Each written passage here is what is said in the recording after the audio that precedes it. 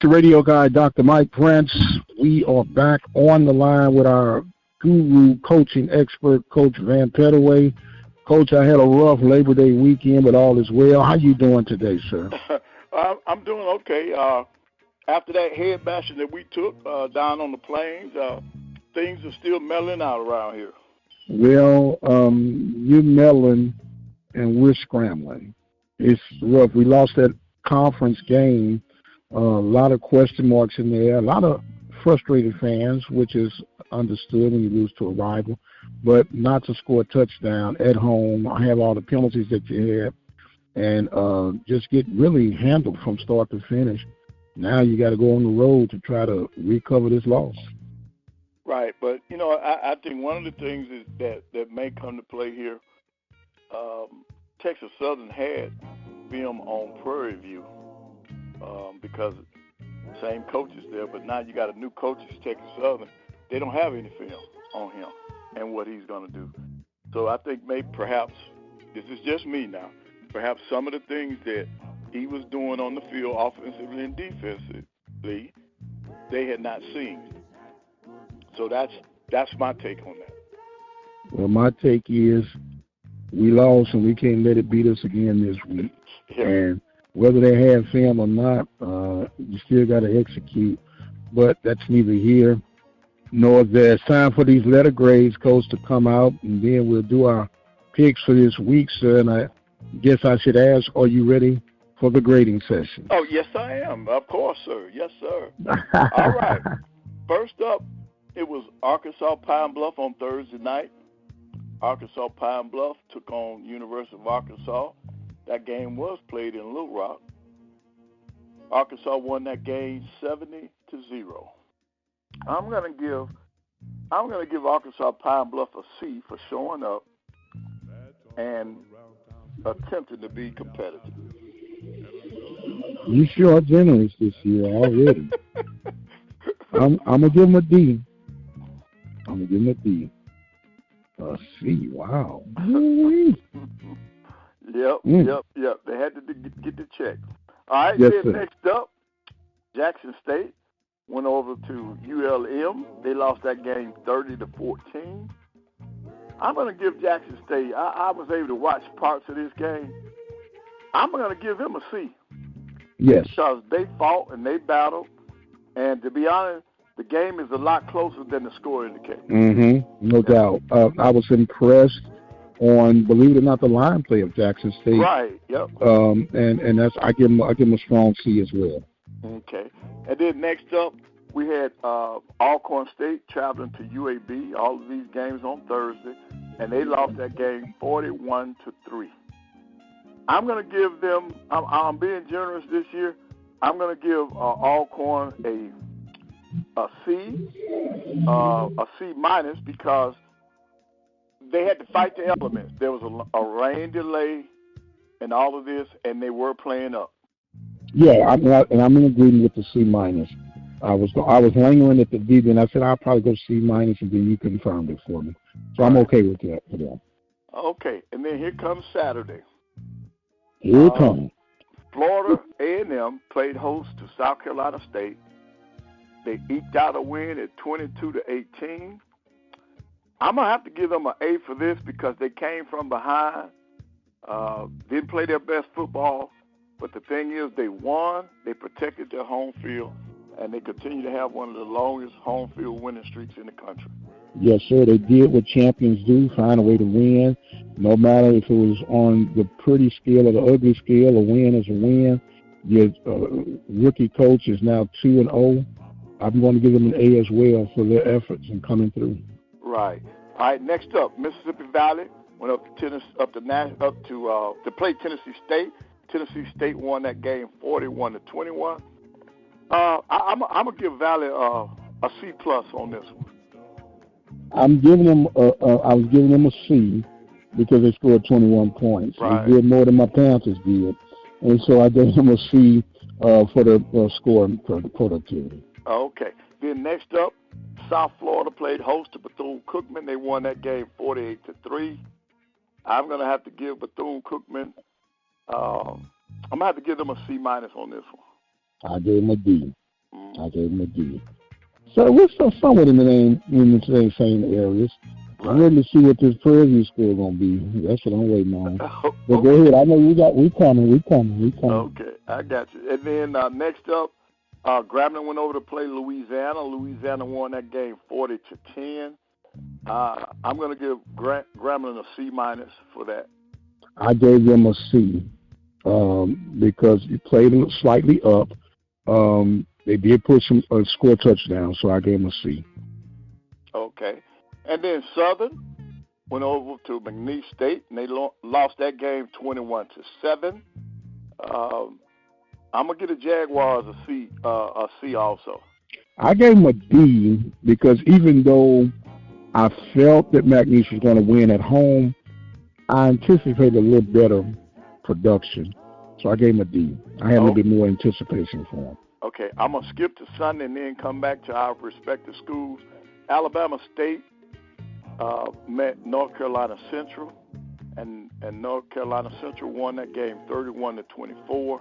Now, here's my first D. I'm going to give Alabama State a D in this one. Okay. Because D is for lack of defense.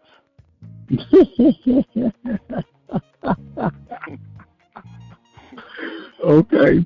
And I was a little bit more generous, so I gave him a B-. A B? A B? A B-, yes, sir. Wow. I sure did. Maybe because I got a lot of anticipation for him today. And maybe North Carolina's not as bad as people think they are. Okay. All right, now to my old school, Alabama A&M went down to the Plains. They lost that game 73-3. I'm going to have to give my Bulldogs a D in this contest because I was there. I was part of the 88,000 people that showed up for that game. And I want somebody to do a fact check. That might be the largest crowd that a HBCU has played in front of. Okay. 88,000. Well, I do know for a fact when Prairie View played Texas A&M, they had 91,000. Oh, okay, that's it then. Yes, sir. Good. And that was a couple of years ago. Okay. Because I remember that. And it seemed like it was 90,000 outside the game, and that was actually in the game as well. Right. Well, they had a complete sellout. They announced it. In fact, when I got to the game 2 hours before the kickoff, there were signs all up on their windows telling people that the game was sold out. Wow. Yep. That's good. Yep. So I gave my Bulldogs a D. I'm going to give them a D as well, even though they were playing up. And let's be honest, you expected something, but not much. Right. And they got the check. Yep, so I gave them a D. Right. A D. All right. Now we're on to your alma mater. Texas Southern and Prairie View at PV. Texas Southern wins the game 27-9. And I'm going to have to give the Panthers a D on this one.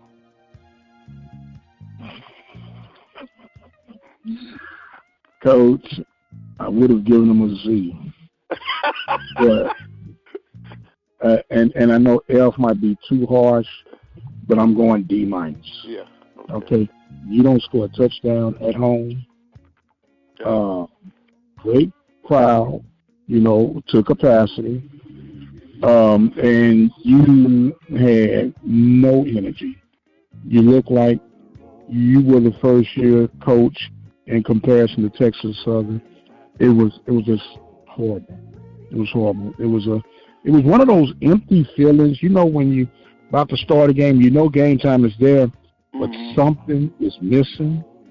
Something just doesn't seem to be aligned just right. Right. And that's what it was with that, man. It was a long day, and I'm hoping that they can correct this thing and take care of what they need to take care of this week, because it's not going to get any easier. We're looking at by the end of this month, Coach, with the Panthers schedule. We got Northwestern State Demons this weekend. Next week they go to Michigan State. Then we'll have Southern at home, and then the State Fair Classic with Grambling. If we're not careful, we could be 0-3 in conference play and 0-5 overall at the end of the month. if we're not careful. Wow. Yes, sir. So it's a lot of pressure points, and I know we use that hot seat and all those other terms loosely, but it is really in a dark nation right now for PV Nation. For the first time in 9 years, they started out the gate 0-1, and PV Nation don't know how to handle it right now. Wow. They could be spoiled now. Well, it could be spoiled, and complacent as well, but now you're going to see what you're made of, man. Oh, yeah. You cannot let this game continue to linger over. But the true litmus test I'm looking at is September 21st when Southern comes to town. Oh, wow. Yep, that'll be a big one. Yes, sir.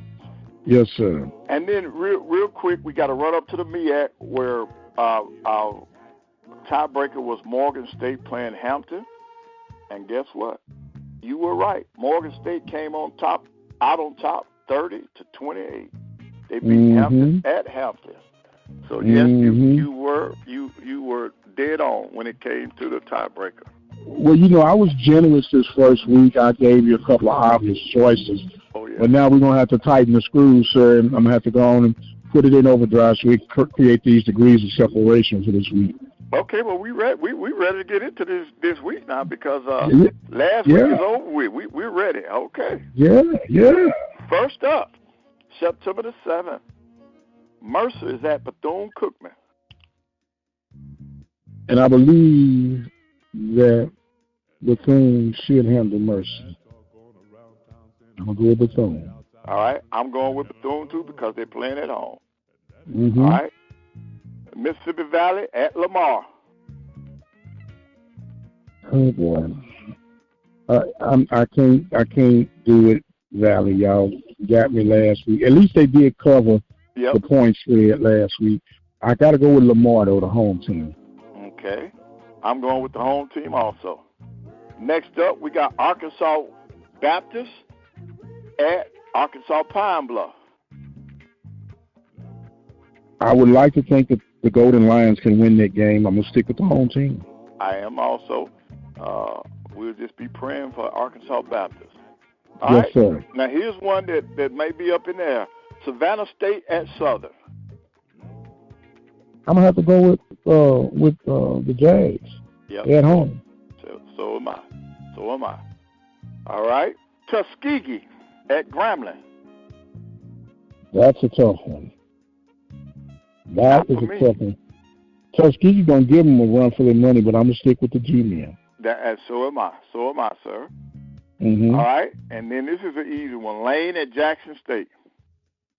Oh, give me J State, please. Yeah, JSU for 100. Same here. And I think we both going to be in agreement on the next one. Alcorn State at Vanderbilt. Vanderbilt just came off the big win, man. They about to roll 2-0. Mm-hmm. Absolutely. 2-0. You said it. I agree. Sir. I'm going with the home team. All righty. Your Florida A&M at Miami. We'll go with the Canes. I am in agreement. Texas Southern at Rice. PV rolling. Texas Southern rolling. I'm taking Texas Southern. Okay, you going with Texas Southern. I'm going with Texas Southern. And I'm saying Rice is not going to let them out of there. Okay. All right, so I'm going with Rice. All right, now, Miles at Alabama State. Give me State. Yep, I'm going with State also. All right, now I'll go first. Kentucky State at Alabama A&M. We will win this game. Yes, sir. Yes, sir. I'm in agreement. Yes, sir. Okay. Now, your Panthers are at Northwestern State.